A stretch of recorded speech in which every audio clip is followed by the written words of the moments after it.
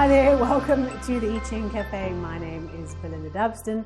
Thank you for joining me this week for our weekly overview for 30th of March, Monday the 30th of March for this week. Well, last week we had these 5 changing lines. How did that go? What was happening for you? This compression, this nexus of change that I spoke about last week. We had retreat, we had 5 changing lines, we had decrease, and I really hope that you put a lot of energy into thinking, reflecting on how can you decrease what's excessive in your life without decreasing others, right? Lots for us, so much growth for us. Isn't it an exciting time to be alive? So for this week, our weekly overview, our first hexagram is hexagram 20, which is called Contemplation. And if you look at the structure of the hexagram, you'll see a whole lot of female yin lines and then 2 male yang lines at the top, which make a shape of a tower. Okay, and what happens when we climb the tower? Right, 2 things happen. One is we climb to the top of a tower and we stand on the tower and we look down and we have a view of the whole city, kind of like what happens when we climb a mountain and we look down over the city, or we look down over the view, and now we have a totally different perspective because we've got an elevated perspective. And the second part of this tower is that when you look at a tower on a hill, it stands out. It stands out. The mountain, think of a mountain where you are, or a statue, or Christ the Redeemer statue in Rio, or wherever you can think of this idea of a tower standing out.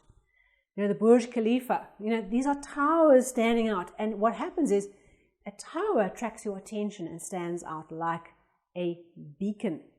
So when we think about a tower, it also stands out as a reference point, a guidance point for others. The things that we do become things that inspire other people who look up to the tower that we are standing on. Okay, so what does this mean for us in our personal life and our businesses? Contemplation is about just that. It's about removing ourselves from the detail, the ground, and taking a step up, climbing onto the tower, and just looking with a new perspective. It is a great symbol of re-looking at what you've created in your life or in your business with fresh eyes, with the bird's eye view. This is a strategy review hexagram. Okay.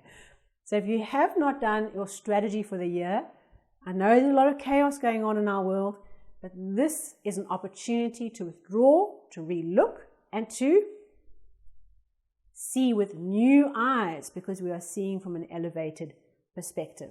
Perhaps for you, this is about putting in place a strategy for your life, a plan or perspective of how you're going to run with your life over the rest of the year, given all this global crisis and challenge that we face, and in your business certainly to do the same. This is the week we do it. We take the opportunity to withdraw and to look down and see new perspectives, to put in place connections, seeing connections that are there between things that we could not see because we were so involved in the detail.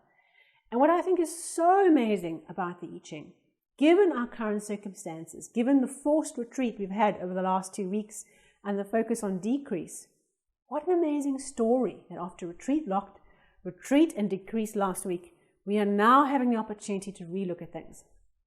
And perhaps the retreat work we've done, the self-isolation, has now allowed us to take the time out and do quality thinking, is to withdraw our minds and re-look at the situation, re-look at what we're trying to create from a new perspective. Because in the daily hustle that we are so habitually tied to, of running and detail and phone calls and travel and just filling every moment of the diary with earning things and meetings and stuff, all that noise, we don't create enough quiet space for that reflection work that needs to be done. Now, there are 2 changing lines this week, one in the 2nd position and the other one in the 6th position. And so as we start off the week, the first line kicks in, and this line says, we're looking at a situation through a crack in the door. So think about it as a crack, you're looking into a room, as it were, through a crack of the door or through a keyhole. And of course, logic tells you that when you do that, you can only see a slice or a little view of what is on the other side, right?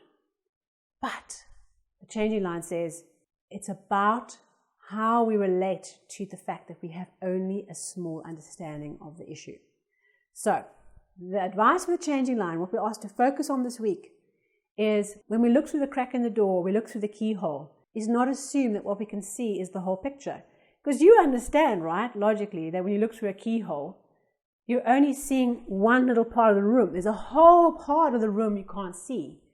Yet what we do is we contemplate things from a very low perspective, from an ego perspective, from a self-referencing perspective, and we think that what we're seeing through the crack or through the keyhole is the whole picture.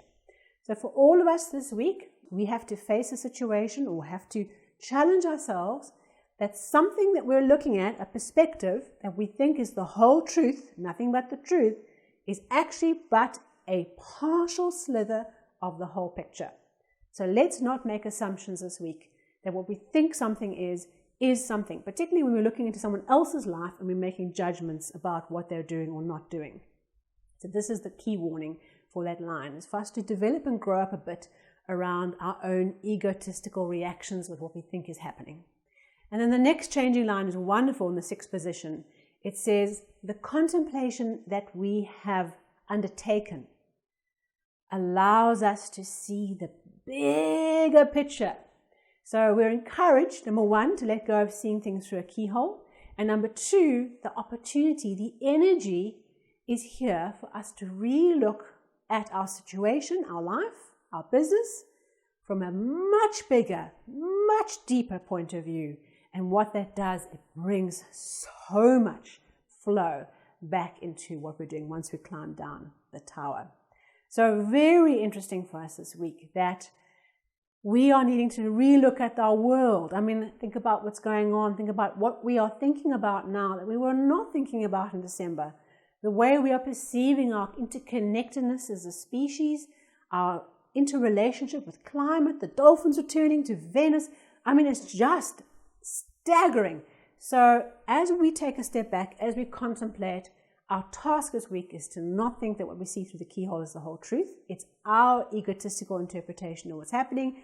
And number 2, to look deeper and broader and see the big cycles in the situation, in your business, wherever that might play out for you at this time.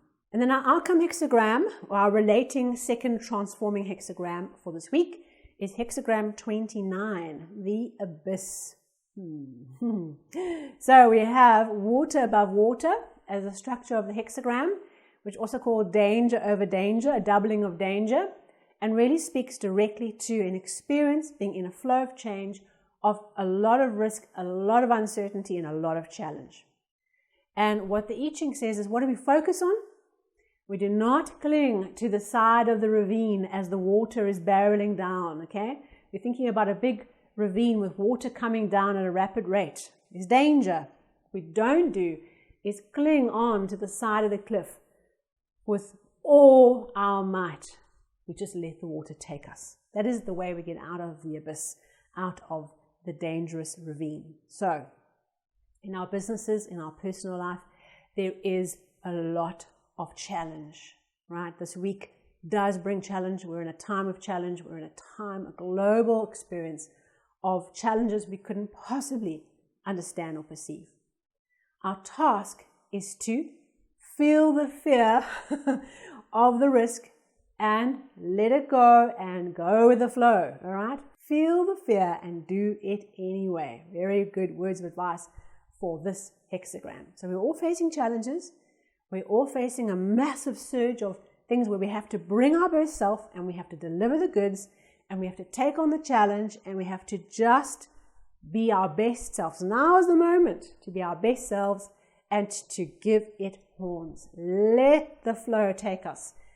Dive into the water and go for it. So for this week, we've got our contemplation, but I promise you, once we've done and we've got the picture, whoa, along comes the water and we have to go, go, go. Take on the challenge, bring your best self, your best leadership, your best qualities, and go for it. So an interesting week, interesting times we live in. It's very exciting and I know it's also very challenging and will continue to get more challenging, but we can get through this together. Remember, if you're battling with change and you're trying to cling onto the side of the rocks, Meditation is a great way of just letting go and just detaching from all the toxic emotions that go with this kind of process. And there are some meditations up on my profile with the Insight Timer app. If you haven't got the app, it's free, it's amazing. And perhaps go along and do the Flowing with Change meditation and see that just helps you let go a little bit and helps you just to be in the flow and just let the flow take you where you need to go.